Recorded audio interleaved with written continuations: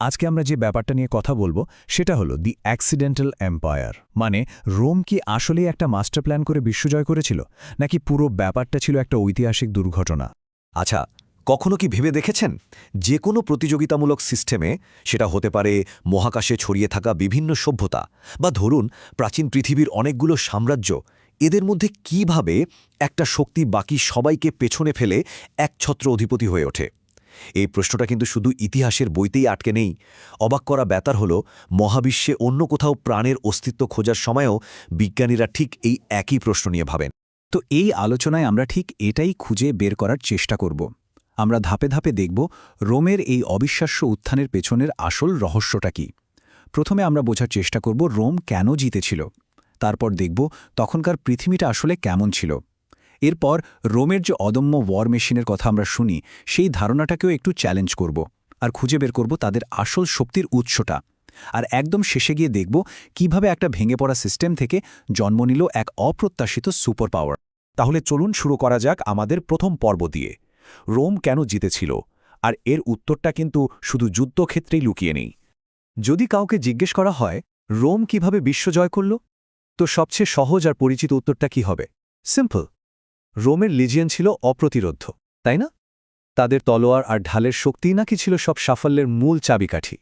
কিন্তু আসল গল্পটা যদি এতটা সোজাসাপটা না হয়, যদি এর পেছনে আরও জটিল, আরও চমকপ্রদ একটা কাহিনী থাকে, এটা শুধু তলোয়ারের গল্প নয়, এটা একটা ভঙ্গুর সিস্টেমের গল্প, একটা হঠাৎ করে আসা সংকটের গল্প, আর এমন এক বিজয়ীর গল্প যার উত্থানটা ছিল প্রায় অবিশ্বাস্য। তো চলুন দ্বিতীয় পর্বে যাই। এই পর্বের নাম দেওয়া যায় নৈরাজ্যের বিশ্ব, বা বলা ভালো একটা হেলেনিস্টিক বারুদখানা। আসুন দেখি রোমের উত্থানের ঠিক আগে ভূমধ্যসাগরের অবস্থাটা আসলে কেমন ছিল। এখানে একটা শব্দ বুঝতে হবে, নৈরাজ্য বা অ্যানার্কি। আন্তর্জাতিক সম্পর্কের ভাষায় অ্যানার্কি মানে কিন্তু মারামারি বা বিশৃঙ্খলা নয়। এর মানে হলো এমন একটা সিস্টেম যেখানে কোনো বিশ্ব পুলিশ বা সর্বোচ্চ ক্ষমতাধর কেউ নেই। প্রত্যেকটা রাষ্ট্রকে নিজের নিরাপত্তার জন্য নিজেকেই লড়তে হয়, আর টিকে থাকতে হলে আক্রমণাত্মক হওয়াটাই তখন একটা সাধারণ নিয়ম হয়ে দাঁড়ায়। আলেকজান্ডার দ্য গ্রেটের মৃত্যুর পর, মানে ৩২৩ খ্রিস্টপূর্বাব্দের দিকে, তার বিশাল সাম্রাজ্যটা ভেঙে মূলত তিনটে বড় গ্রিক রাজ্যে ভাগ হয়ে যায়। একদিকে মিশরের টলেমাইক সাম্রাজ্য, অন্যদিকে সিরিয়াকে কেন্দ্র করে সেলুসিড এম্পায়ার, আর ছিল গ্রিসের অ্যান্টিগোনিড ম্যাসেডোনিয়া। এরাই ছিল তখনকার দুনিয়ার সুপার পাওয়ার। একবার ভাবুন তো, এমন একটা পৃথিবীর কথা যেখানে যুদ্ধটা কোনো বিশেষ ঘটনা নয়, বরং এটাই যেন স্বাভাবিক নিয়ম। রিয়েলিস্ট থিওরি অনুযায়ী তখনকার বাস্তবতাটা ঠিক এমনই ছিল, একটা অবিরাম নৃশংস প্রতিযোগিতা। টিকে থাকার জন্য প্রত্যেকটা রাজ্যই নিজেদেরকে রীতিমতো সামরিকীকরণ করে ফেলেছিল, আর সবসময় ব্যস্ত থাকত সাম্রাজ্য বাড়ানোর ধান্দায়। এবার আসি আমাদের তৃতীয় পর্বে, রোমান ওয়ার মেশিন। আচ্ছা, এই যে আমরা রোমের অদম্য সেনাবাহিনীর কথা বলি, চলুন সে প্রচলিত ধারণাটা নিয়েই একটু কথা বলা যাক। ইতিহাসবিদদের মধ্যে একটা গ্রুপ আছে যাদেরকে হ্যারি স্কুল বলা হয়। তাদের মতে রোম ছিল একেবারেই অন্যরকম, মানে তারা ছিল বিশেষভাবে আগ্রাসী একটা শক্তি। তারা বলেন যে রোমানদের সাম্রাজ্যবাদ ছিল ভয়ঙ্কর নৃশংস, তাদের গোটা সমাজটাই ছিল প্রচণ্ড যুদ্ধবাজ, আর তাদের যে যোদ্ধা অভিজাত শ্রেণী ছিল, তাদের কাছে সম্মান আর সম্পদ অর্জনের জন্য যুদ্ধ করাটা ছিল অপরিহার্য। এমনকি তাদের ডিপ্লোমেসি বা কূটনীতিও ছিল গায়ের জোরে। এই ডেটাটা দেখুন কি সাংঘাতিক। ২৩০ থেকে ১৮৮ খ্রিস্টপূর্বাব্দের মধ্যে রোমের মোট পুরুষ নাগরিকদের মধ্যে গড়ে ২৩%, মানে প্রায় প্রতি ৪ জনে একজন প্রতি বছর সেনাবাহিনীতে কাজ করত। ভাবা যায়? এটা একটা অবিশ্বাস্য রকম উঁচু সংখ্যা। এটা দেখলে তো মনে হয় স্বাভাবিক যে রোমান সমাজটা যেন যুদ্ধের জন্যই তৈরি হয়েছিল। কিন্তু এখানেই গল্পে মোড়। চলুন আমাদের চতুর্থ পর্বে যাই আর দেখি রোমের আসল সুবিধাটা কোথায় ছিল। এবার আমরা এই প্রচলিত ধারণার বাইরে গিয়ে পুরো সিস্টেমের দিক থেকে ব্যাপারটা দেখব। রাষ্ট্রবিজ্ঞানী কেনেথ ওয়ালচের একটা অসাধারণ কথা আছে যা পুরো ব্যাপারটা বুঝতে সাহায্য করবে। তিনি বলেছেন, যে সিস্টেমে সবাই নিজের ভরসায় চলে, সেখানে প্রতিযোগিতার সব প্লেয়ারকে একই রকম করে তোলে। মানেটা কি? মানে হলো, সেই নৈরাজ্যিক পৃথিবীতে টিকে থাকতে হলে প্রত্যেকেই রোমের মতোই আগ্রাসী হতে হতো। তার মানে রোম একা যুদ্ধবাজ ছিল না, সবাই ছিল। তাহলে আসল পার্থক্যটা কোথায়? একদিকে প্রচলিত ধারণা বলছে রোমের এই ভয়ঙ্কর অ্যাগ্রেশনই ছিল তাদের জয়ের মূল কারণ, কিন্তু সিস্টেমের দিক থেকে দেখলে অ্যাগ্রেশন তো ছিল টিকে থাকার জন্য একটা শর্ত মাত্র, জয়ের আসল কারণ নয়।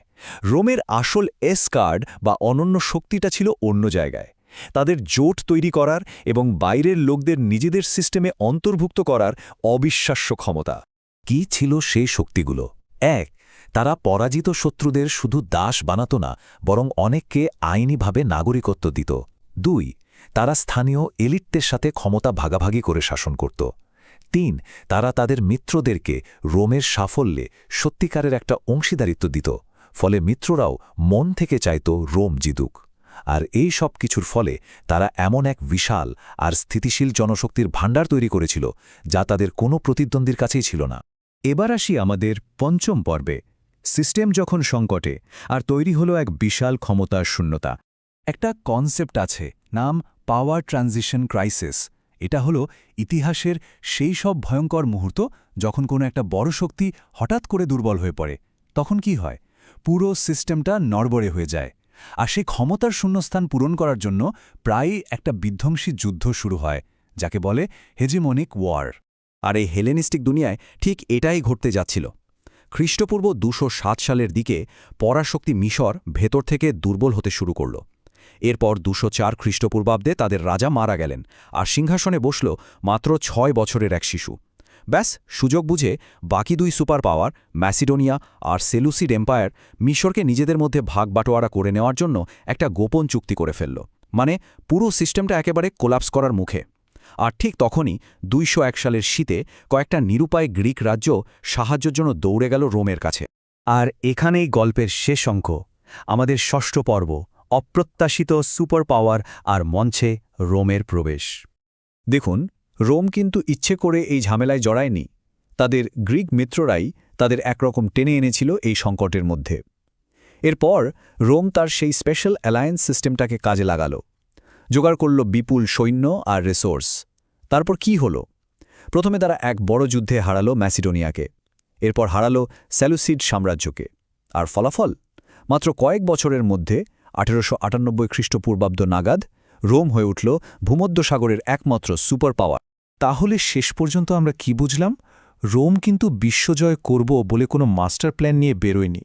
তারা আসলে একটা ভেঙে পড়া সিস্টেমের মধ্যে জড়িয়ে গিয়েছিল, আর তারাই ছিল একমাত্র শক্তি যাদের সেই ভয়ঙ্কর সংকট সামলে টিকে থাকার মতো ক্ষমতা আর সাংগঠনিক দক্ষতা ছিল। রোমান কবি হোরাসের একটা কথা দিয়ে ব্যাপারটা খুব সুন্দরভাবে বোঝানো যায়। তিনি বলেছিলেন, বন্দি গ্রিস তার অসভ্য বিজয়ীকে জয় করে নিয়েছিল আর রুক্ষ ল্যাটিয়ামে নিয়ে এসেছিল শিল্পকলা।